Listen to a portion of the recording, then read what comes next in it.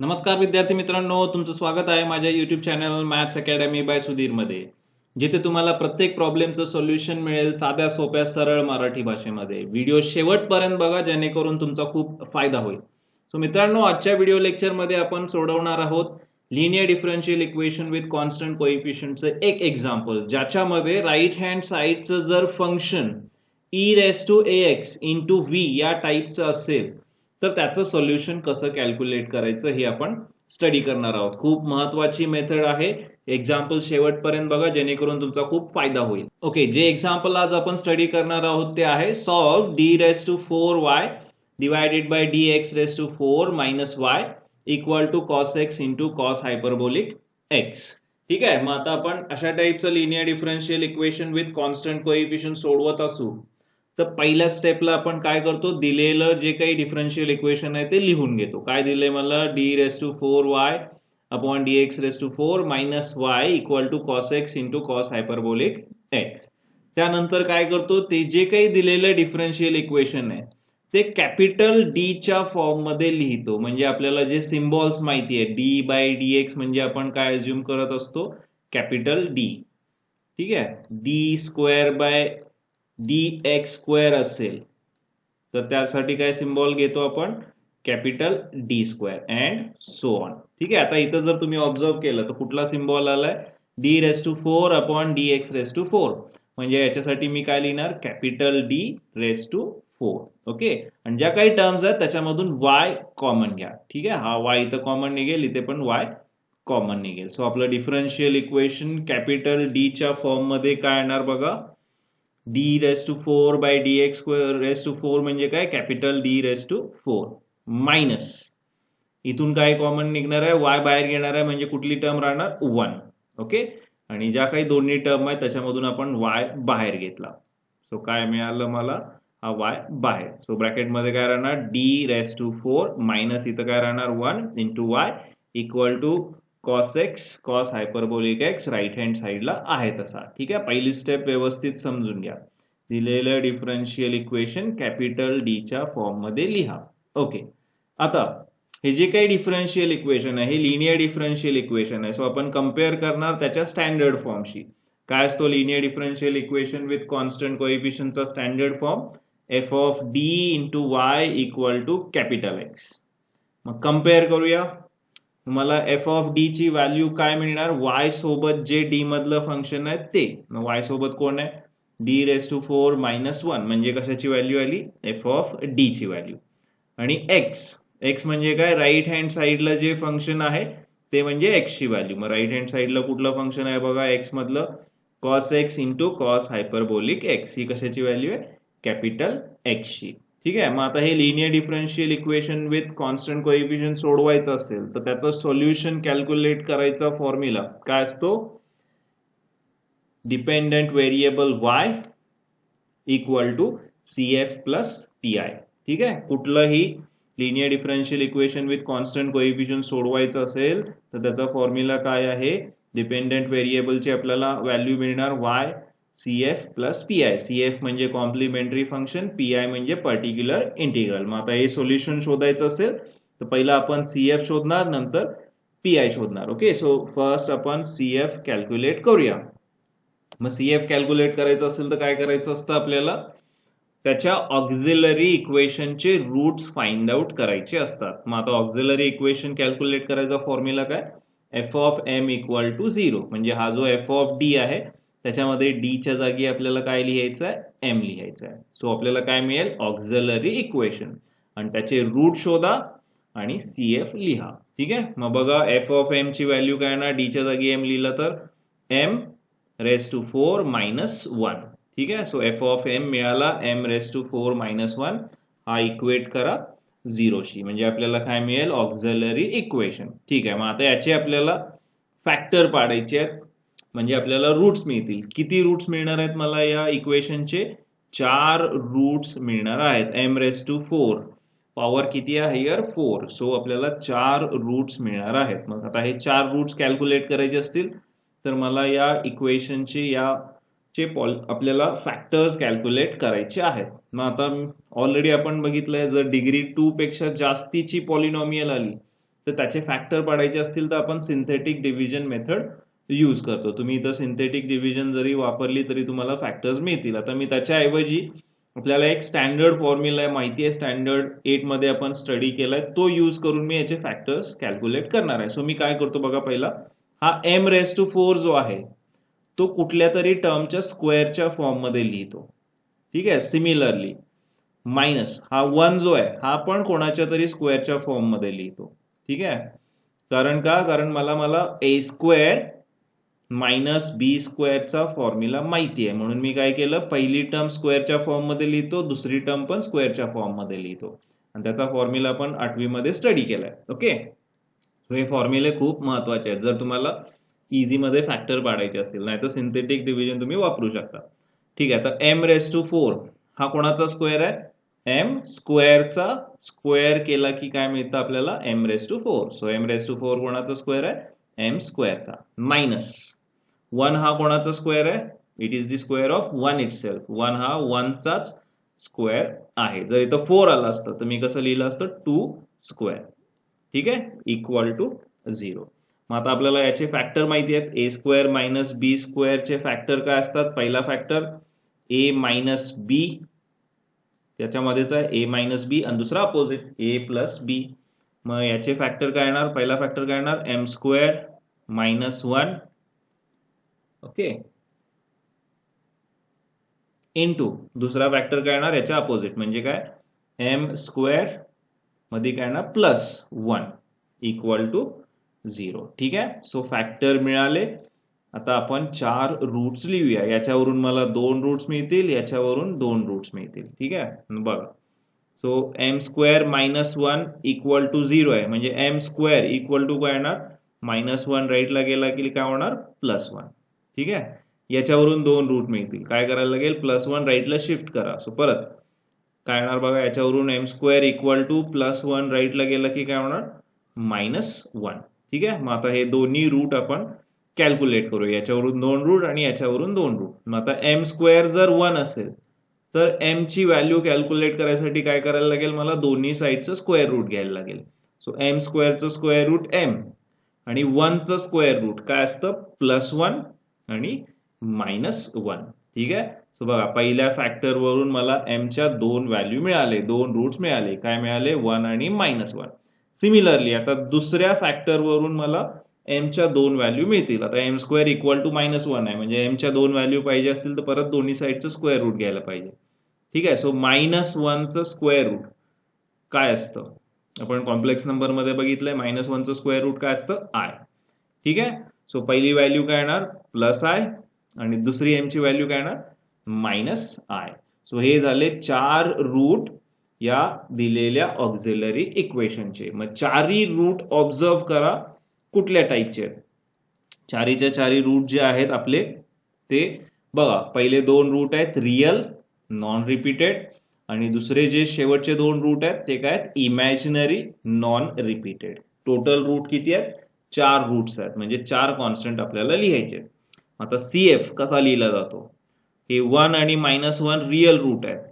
मग कसे लिहितो आपण ते, एक्सपोनेन्शियलच्या फॉर्म मध्ये. ठीक आहे. पहिला कॉन्स्टंट घेतो C1, त्याच्यासोबत काय लिहायचा, पहिला रूट कोण आहे, 1. कसा, एक्सपोनेन्शियलच्या फॉर्म मध्ये, म्हणजे काय येणार, e⁻, तो root into x, 1 into x, x, plus C2 दुसरा कॉन्स्टंट, त्याच्यासोबत काय लिहायचा, दुसरा रूट कोण आहे, -1.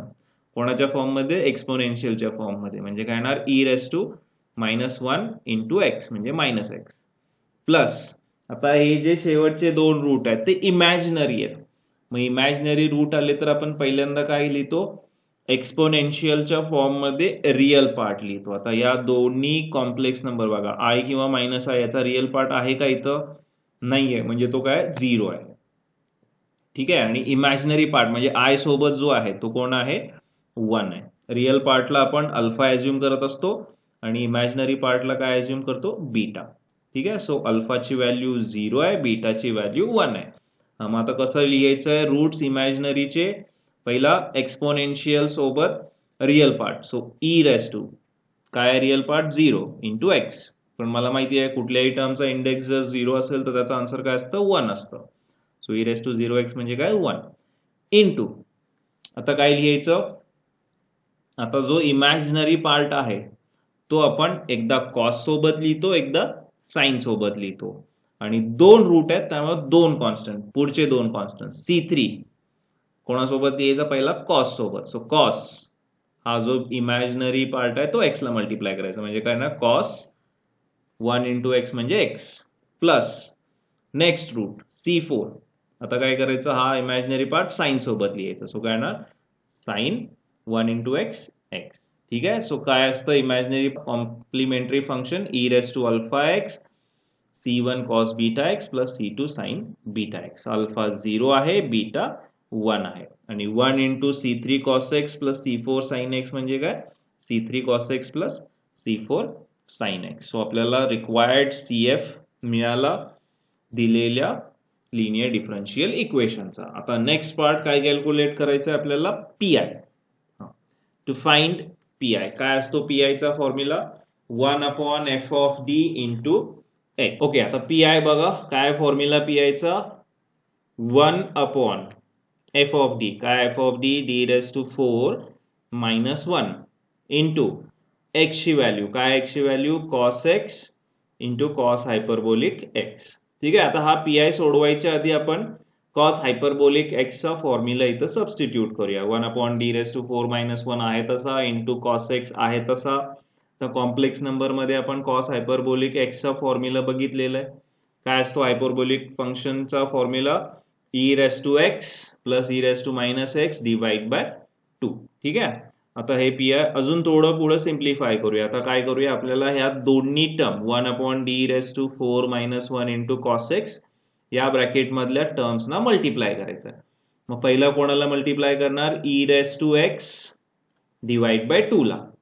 नंतर कोणाला मल्टिप्लाय करणार, E raise to minus X divide by 2 ला. ठीक आहे. हा 2 डिनॉमिनेटर न्यूमरेटरच्या प्रत्येक टर्मला सेपरेट होतो. ठीक आहे. आता आपण पहिल्यांदा काय करूया, 1 upon D raise to 4 minus 1 into cos X कशाला मल्टिप्लाय करूया, E raise to X divide by 2 ला मल्टिप्लाय केलं तर काय होतं, हे 1/2 कॉन्स्टंट आहे. मग कॉन्स्टंट ऑलवेज काय करतो आपण, लेफ्ट हँड साइडला लिहितो फंक्शनच्या. सो 1/2 आपण काय करूया, फंक्शनच्या लेफ्टला लिहू. आणि इंटू, आता माहिती आहे मला हे कॉस आहे, ट्रिग्नोमेट्रिक फंक्शन आहे. मग ट्रिग्नोमेट्रिक फंक्शनचा PI शोधायचा असेल तर डी मधलं फंक्शन हे डी स्क्वेअरच्या फॉर्म मध्ये लागतं. ठीक आहे. म्हणून मी काय करतो, हा डी रेस टू 4 कसा लिहितो, डी स्क्वेअरचा स्क्वेअर लिहितो. ठीक आहे. हे लक्षात ठेवा, हे चेंजेस आपण करायचे. -1 आहे तसा का केलं मी, ट्रिग्नोमेट्रिक फंक्शन असेल तर आपल्याला सबस्टिट्यूशन कोणाच्या जागी करायची असते, डी स्क्वेअरच्या जागी करायची असते. म्हणून मी डी रेस टू 4 कसा लिहिला, डी स्क्वेअरचा स्क्वेअर, -1 आहे तसा, आणि इंटू काय येणार, ई रेस कॉस एक्स आणि into E raise to X plus. आता काय करूया, सेम सेकंड टर्मला मल्टिप्लाय करूया. तर सेकंड टर्म काय, E raise to minus X आणि हा डिवाइड बाय 2. याला आता आपलं हे फंक्शन मल्टिप्लाय करूया. परत हा 1/2 कॉन्स्टंट आहे. सो फंक्शनच्या लेफ्टला इंटू आपलं ट्रिग्नोमेट्रिक फंक्शन आहे त्यामुळे सबस्टिट्यूशन डी स्क्वेअरच्या जागी असते. त्यामुळे डी रेस टू 4 च्या जागी मी काय लिहिणार, डी स्क्वेअरचा स्क्वेअर, -1 आहे तसा, इंटू कॉस एक्स कोणाला मल्टिप्लाय करायचं आहे, E raise to minus X ला. ठीक आहे. सो आता आपल्याला काय करायचे आहेत, हे दोन्ही PI शोधायचे आहेत. ओके. सो आता काय करतो मी, प्रत्येक PI सेपरेटली कॅल्क्युलेट करतो. सो पहिल्या PI ला मी PI 1 ऍज्युम करतो प्लस दुसऱ्या PI ला मी PI 2 ऍज्युम करतो. ठीक आहे. आता पहिला PI आपण सोडवूया. सो PI 1 इक्वल टू, आता हा कसा सोडवायचा महत्वाचा आहे बघा, इथून पुढे महत्वाचं आहे. 1/2 कॉन्स्टंट आहे तसा. मग आता बघा फंक्शन नंतरच्या टर्म मध्ये फंक्शनच्या राईट हँड साइडला बघा काय आलंय, एका एक्सपोनेन्शियल टर्मने ट्रिग्नोमेट्रिक फंक्शनला मल्टिप्लाय केलंय.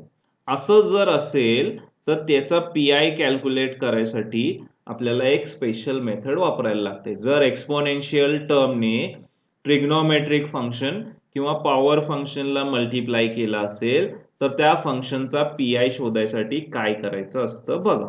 इथे आहे बघा ही मेथड. जर एक्सपोनेन्शियल फंक्शनने काय केलं असेल, एखाद्या ट्रिग्नोमेट्रिक फंक्शन किंवा पॉवर फंक्शनला जर मल्टिप्लाय केला असेल तर काय करायचं आहे, ते एक्सपोनेन्शियल फंक्शन कुठे लिहायचं, 1/f(d) च्या लेफ्टला लिहायचं आणि काय करायचं, त्या f(d) मध्ये d च्या जागी काय लिहायचं, d प्लस a. जर प्लस a असेल तर d प्लस a, जर e−ax आला तर काय लिहिणार, d मायनस a. ठीक आहे. सो बघा, लक्ष द्या केअरफुली. बघा, एक्सपोनेन्शियल टर्मने जर एखाद्या फंक्शनला मल्टिप्लाय केला असेल तर काय करायचं, एक्सपोनेन्शियल टर्म लेफ्टला लिहायची फंक्शनच्या आणि d च्या जागी काय लिहायचं, d प्लस a त्या फंक्शन मध्ये. ठीक आहे. आणि जे फंक्शन आहे ते ऍज इट इज, ट्रिग्नोमेट्रिक किंवा power function as it is. लक्षात आलं पहिली स्टेप. ओके, मग करूया आता. आपलं बघा, एक्सपोनेन्शियल फंक्शन कुठला आहे, e⁻x आहे. सो हा काय करणार मी, फंक्शनच्या लेफ्टला लिहिणार. सो e⁻x आणि त्या फंक्शन मध्ये d च्या जागी काय लिहायचं, d प्लस 1. ओके, इथं x चा कोएफिशियंट काय 1 आहे, त्यामुळे d च्या जागी काय लिहायचं, d प्लस 1. ठीक आहे. सो e⁻x लेफ्टला लिहिला आणि फंक्शन मध्ये d च्या जागी काय लिहूया, d प्लस 1, त्याचा काय येणार स्क्वेअर, परत होल स्क्वेअर मायनस 1 आणि इंटू राहिलेलं फंक्शन कुठलं आहे, कॉस x. हे फंक्शन काय असू शकतं, एक तर ट्रिग्नोमेट्रिक किंवा पॉवर फंक्शन. आता या केस मध्ये कुठलं आहे, ते ट्रिग्नोमेट्रिक फंक्शन आहे. ठीक आहे. हा, पुढे आता काय करूया, हे सोडवूया. सेकंड स्टेपला काय करायचं आहे, जो काही आपला फंक्शन v आहे त्याची पर्टिक्युलर मेथड वापरायची, पर्टिक्युलर इंटिग्रल कॅल्क्युलेट करायची. मग आता आपला v हा काय असू शकतो, मी सांगितलं ट्रिग्नोमेट्रिक किंवा पॉवर फंक्शन. मग आता आपल्या या केसमध्ये काय ट्रिग्नोमेट्रिक आहे, सो त्याची पर्टिक्युलर इंटिग्रलची मेथड आपण यूज करूया. मग मला माहिती आहे, ओके, जर ट्रिग्नोमेट्रिक फंक्शन असेल आणि फंक्शनचा पीआय शोधायचा असेल तर आपल्याला काय करायला लागतं, d² च्या जागी -a² लिहावं लागतं. पण त्याच्या आधी आपण काय करूया, हा ब्रॅकेट पहिल्यांदा सोडवून घेऊया, d प्लस 1 चा स्क्वेअर एक्सपांड करून घेऊया 8वी मधला फॉर्म्युला वापरून. So 1/2 into e⁻x 1 divided bye, आता a plus b bracket square काय असतं, a² म्हणजे d² प्लस 2ab म्हणजे d इंटू 1 d आणि त्याला 2 ने मल्टिप्लाय केलं तर 2d प्लस b² म्हणजे 1 चा स्क्वेअर 1 ब्रॅकेट स्क्वेअर मायनस 1 आहे तसा इंटू कॉस x. ठीक आहे. पहिल्यांदा काय केलं आपण, हा d प्लस 1 चा स्क्वेअर एक्सपांड करून घेतला. ठीक आहे. काय, d² प्लस 2d प्लस 1 त्याचा स्क्वेअर मायनस 1. आता मग बघा, फंक्शनच्या राईट हँड साइडला जे फंक्शन आहे ते ट्रिग्नोमेट्रिक आहे. मग ट्रिग्नोमेट्रिक फंक्शन आलं तर पीआय कॅल्क्युलेट करायचं असेल तर आपल्याला सबस्टिट्यूशन काय करायची असते, d² च्या जागी मायनस काय घ्यायचा असतो, x च्या कोएफिशियंटचा स्क्वेअर. मग आता x चा कोएफिशियंट काय 1 त्याचा स्क्वेअर म्हणजे काय येणार, 1 चा स्क्वेअर 1 आणि त्याला मायनसने मल्टिप्लाय केल्यावर काय येणार, -1. सो आपण काय करूया आता, d² च्या जागी -1 लिहूया. आपल्याला काय मिळेल, रिक्वायर्ड पीआय मिळेल दिलेल्या फंक्शनचा. So pi1 equal to 1/2 into e⁻x 1 divided by d² च्या जागी -1 plus 2d plus 1 bracket square आणि परत -1 आहे तसा इंटू कॉस x. ठीक आहे. जर आता ऑब्झर्व केलं तर याच्यामध्ये काय कॅन्सल होतंय, -1 आणि +1 कॅन्सल झाला. अजून सोडवायला पाहिजे. आता काय सिम्प्लिफाय होते बघा, 2d चा स्क्वेअर घेऊ शकतो आपण. जेवढं सिम्प्लिफिकेशन पॉसिबल आहे ते सगळं सिम्प्लिफिकेशन करायचे. सो 1/2 इंटू e⁻x आहे तसा 1/2d चा स्क्वेअर म्हणजे काय 4d² -1 आहे तसा आणि इंटू कॉस x. परत बघा, फंक्शनच्या राईट हँड साइडला कुठला आहे, ट्रिग्नोमेट्रिक फंक्शन आहे. मग ट्रिग्नोमेट्रिक फंक्शन असेल आणि पीआय शोधायचं असेल तर आपल्याला काय करायला लागतं, त्या फंक्शन मध्ये जिथं जिथं d² आहे तिथं तिथं काय लिहायचं, मायनस x च्या कोएफिशियंटचा स्क्वेअर. x चा कोएफिशियंट आहे 1 त्याचा स्क्वेअर, 1 चा स्क्वेअर काय असतो 1 आणि इंटू मायनस म्हणजे काय -1. करूया सबस्टिट्यूट. हे कधीपर्यंत करायचं, जोपर्यंत डिनॉमिनेटर नॉन झिरो येत नाही तोपर्यंत. सो 1/2 इंटू e⁻x 1/4d² च्या जागी -1 पुढचा -1 आहे तसा आणि इंटू कॉस x झाला. आता आपल्याला आन्सर मिळालंय. 1/2 इंटू e⁻x आहे तसा, आता -1 इंटू 4 म्हणजे काय -4 आणि हा -1 म्हणजे किती, -5. सो नॉन झिरो येतोय म्हणजे आपली पीआय ची प्रोसेस संपली. So 1 upon -5 into cos X. ठीक आहे, थोडं सिम्प्लिफाय करूया म्हणजे मला फर्स्ट पीआय मिळून जाईल. So PI1 is equals to न्यूमरेटरला काय येणार 1 into 1 1 into E raise to X into cos X. ठीक आहे, आणि डिवायडेड बाय 2 इंटू -5 म्हणजे काय -10 आणि इंटू कॉस एक्स सेपरेट लिहूया. ठीक आहे, 1 into E raise to x divided by 2 into -5 म्हणजे -10 आणि इंटू कॉस एक्स. सो हा झाला PI1. तर सिमिलरली PI2 पण ऑब्टेन करूया. सेम तेच आहे, फक्त फंक्शन बघा कुठलं आहे, एक्सपोनेन्शियलने ट्रिग्नोमेट्रिकला मल्टिप्लाय केलंय. मग आताच सांगितलंय मी, एक्सपोनेन्शियलनं जर ट्रिग्नोमेट्रिक किंवा पॉवर फंक्शनला मल्टिप्लाय केला असेल तर काय करायचं. ओके, या PI2 सोडवूया आपण. 1/2 कॉन्स्टंट आहे तसा. काय करायचंय बघा, मग जर एक्सपोनेन्शियल टर्मने ट्रिग्नोमेट्रिकला मल्टिप्लाय केला असेल तर काय करायचं, एक्सपोनेन्शियल टर्म फंक्शनच्या बाहेर लिहायची आणि फंक्शन मध्ये जिथं जिथं डी आहे तिथं तिथं काय लिहायचं, डी प्लस किंवा मायनस जे काय असेल. तर आता इथं काय बघा, डी सोबत एक्सचा कोएफिशियंट, काय एक्सचा कोएफिशियंट -1. सो डी च्या जागी काय लिहिणार मी, डी -1. इथं काय होतं, एक्सचा कोएफिशियंट 1 होता, त्यामुळे मी डी च्या जागी काय लिहिलं, डी प्लस 1. ठीक आहे, सो ही स्टेप व्यवस्थित लक्षात ठेवा. एक्सपोनेन्शियलने जर ट्रिग्नोमेट्रिक किंवा पॉवर फंक्शनला मल्टिप्लाय केला असेल तर काय करायचं, एक्सपोनेन्शियल टर्म लेफ्टला लिहायची आणि डी च्या जागी काय लिहायचं, डी आणि एक्सचा कोएफिशियंट -1. ठीक आहे, +1 आला होता म्हणून +1. e⁻²x आला तर काय लिहिणार, डी च्या जागी d+2 जे काय असेल ते. ठीक आहे, सो बघा e⁻⁻x लेफ्टला आणि फंक्शन मध्ये डी च्या जागी काय लिहू, d-1. सो d-1 चा स्क्वेअर ब्रॅकेट स्क्वेअर -1 आहे तसा इंटू काय राहिलं, cos x. ठीक आहे, मग आता cos x मेथड यूज करायच्या आधी आपण काय करूया, हा ब्रॅकेट स्क्वेअर एक्सपांड करून घेऊया आणि मग cos x ची PI ची मेथड वापरू. So PI2 is equals to 1/2 into e⁻⁻x 1 upon d-1 चा स्क्वेअर काय येणार, d square -2d plus 1 a minus b bracket स्क्वेअरचा फॉर्म्युला वापरला. पुढे आहे तसं square -1 a square -2ab plus b square म्हणजे d चा स्क्वेअर d स्क्वेअर -2ab म्हणजे 2 into d 2d into 1 2d plus b square म्हणजे 1 चा स्क्वेअर 1 परत त्याचा ब्रॅकेट स्क्वेअर आणि -1 आहे तसा इंटू cos x. ठीक आहे, हा मग आता आपल्याला माहिती आहे, जर फंक्शन ट्रिग्नोमेट्रिक असेल आणि फंक्शनचा PI शोधायचा असेल तर आपण काय करतो, त्या फंक्शन मध्ये जिथं जिथं डी स्क्वेअर आहे तिथं तिथं काय लिहितो, मायनस एक्सच्या कोएफिशियंटचा स्क्वेअर. एक्सचा कोएफिशियंट कोण आहे, 1 आहे, 1 आहे लक्षात ठेवा. एक्सचा कोएफिशियंट आहे 1 त्याचा स्क्वेअर. मग 1 चा स्क्वेअर काय असतो, 1च असतो. ठीक आहे, म्हणजे आपण डी स्क्वेअरच्या जागी काय लिहिणार, -1. ठीक आहे, करूया सबस्टिट्यूशन.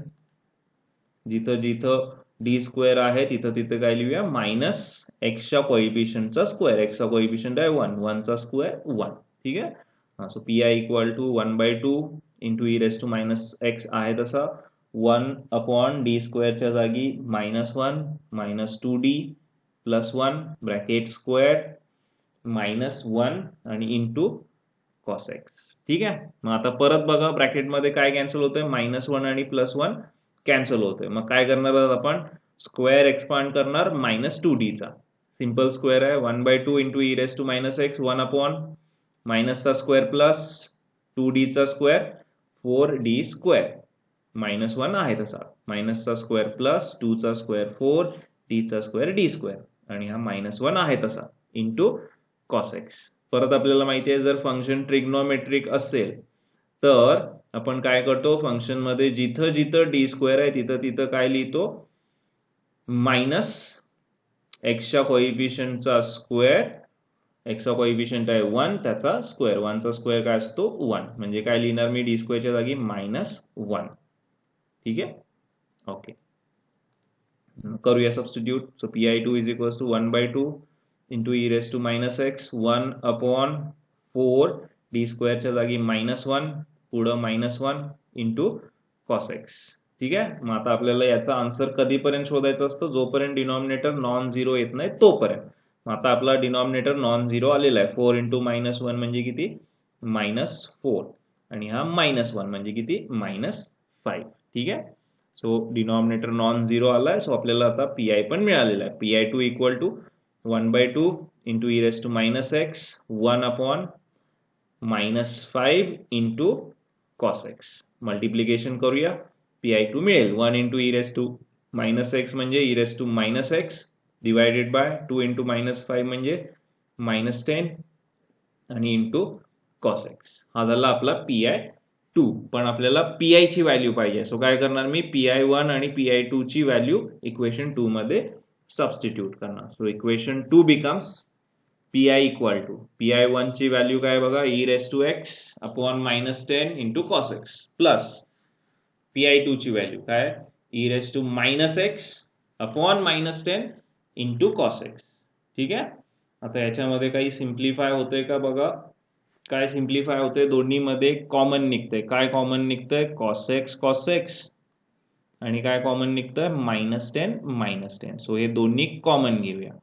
म्हणजे काय कॉमन निघणार, 1/-10 आणि इंटू cos x कॉमन निघाला. म्हणजे रिमेनिंग टर्म काय असणार आहे, ब्रॅकेटमध्ये काय राहणार, e−x प्लस e−x. पण आता आपल्याला एक फॉर्म्युला माहिती आहे, आपण मगाशीच बघितला. कुठला, cos हायपरबोलिक x चा काय असतो, e−x plus e−x divide by 2. मग इथं काय आले बघा, e−x प्लस e−x आले. मग याचा फॉर्म्युला काय येणार, e−x प्लस e−x चा फॉर्म्युला पाहिजे असेल तर 2 मला लेफ्टला शिफ्ट करायला पाहिजे. 2 इकडे डिवाइड आहे, लेफ्टला गेल्यावर काय होणार, मल्टिप्लाय होणार. कोणाला, cos हायपरबोलिक x ला. सो e−x प्लस e−x चा फॉर्म्युला काय आला, 2 cos hyperbolic x. So replace करूया आपल्या PI मध्ये. सो PI = 1/-10 × cos x आणि e−x प्लस e−x म्हणजे काय, 2 cos हायपरबोलिक x. परत भाग होतोय 2 चा. 2 5 जा 10, हे म्हणजे 10. म्हणजे रिक्वायर्ड PI मला काय मिळाला, 1/ किंवा -1/5 × cos x × cos hyperbolic x. So बघा PI पण आपण शोधला. जर फंक्शन कसं असेल, एक्सपोनेन्शियलने जर ट्रिग्नोमेट्रिकला मल्टिप्लाय केला असेल, ट्रिग्नोमेट्रिक किंवा पॉवर फंक्शनला मल्टिप्लाय केला असेल, तर काय करायचं, एक्सपोनेन्शियल टर्म लेफ्टला लिहायची आणि फंक्शन मध्ये जिथं जिथं d असेल तिथं तिथं काय लिहा, d + a म्हणजे x चा कोएफिशियंट. सो इथं x चा कोएफिशियंट 1 होता, त्यामुळे d च्या जागी काय लिहिलं मी, +1. इथं पण सेम तेच, e−x एक्सपोनेन्शियल टर्म लेफ्टला आणि फंक्शन मध्ये d च्या जागी काय लिहा, d x चा कोएफिशियंट -1. ठीक आहे. ते सोडवा.